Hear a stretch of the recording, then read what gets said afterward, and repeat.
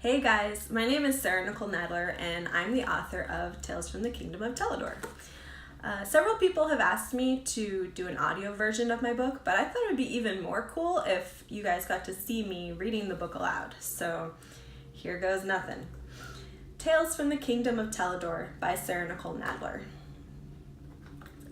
Dedication to every child who ever dared to dream of a fair and free world.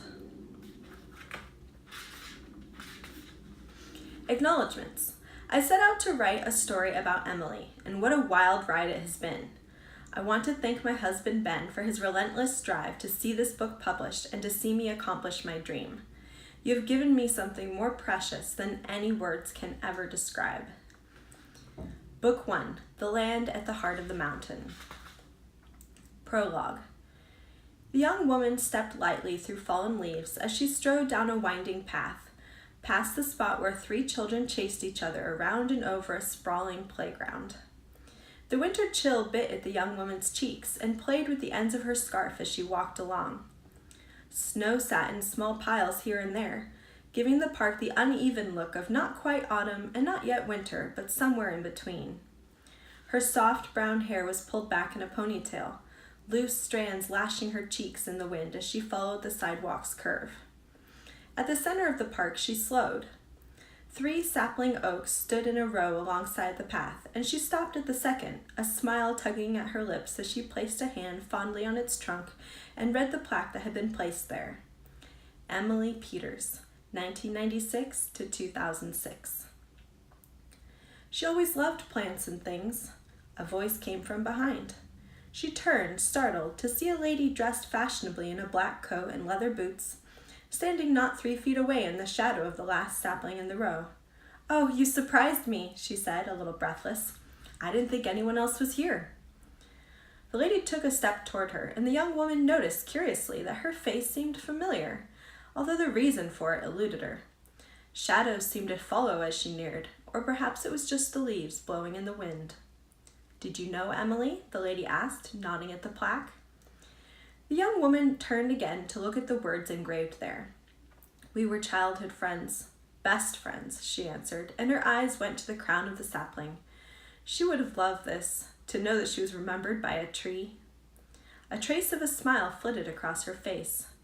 "She knows," the stranger told her, and the young woman, whose name was Amber, glanced at her sharply. "I guess so," Amber said dubiously after a moment.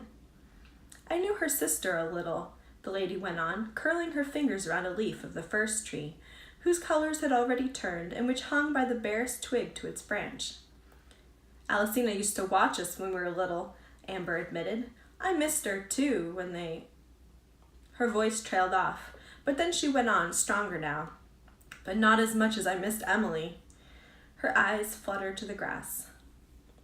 "They're both happy, you know," the lady told her after a moment of silence in which the wind danced with the trees that were the only memory of 2 young girls gone missing long ago. No grave marked their passing, just the plaque and the wind in the trees.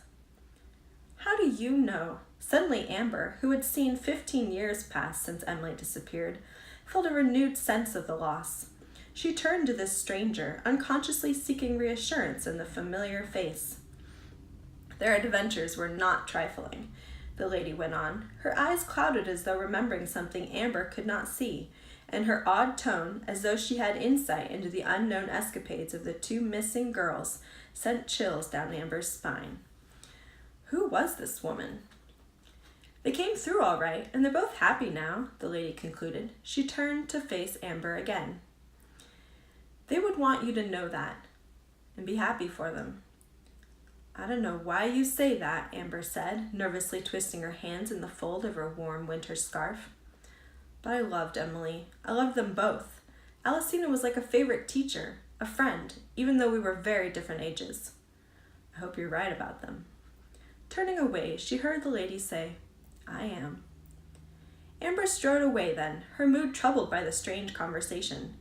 But as she neared the playground, her fingers brushed absently against the wooden bench where Alicina had once sat to watch over her, and in a rush that drained all the color from her face, Amber suddenly realized why the lady's face had looked so familiar. "Alicina?" she gasped, whirling back toward the trees. The lady was further up the path, walking away toward the other end of the park. "Alicina!" she cried, her voice shrill with joy and anguish. She began to run, a desperate longing choking her voice so she could not say a word more to halt the woman. Alicina turned. Seeing Amber running toward her, she smiled. Raising one hand in a wave that was both greeting and farewell, she shimmered in the sunlight and disappeared.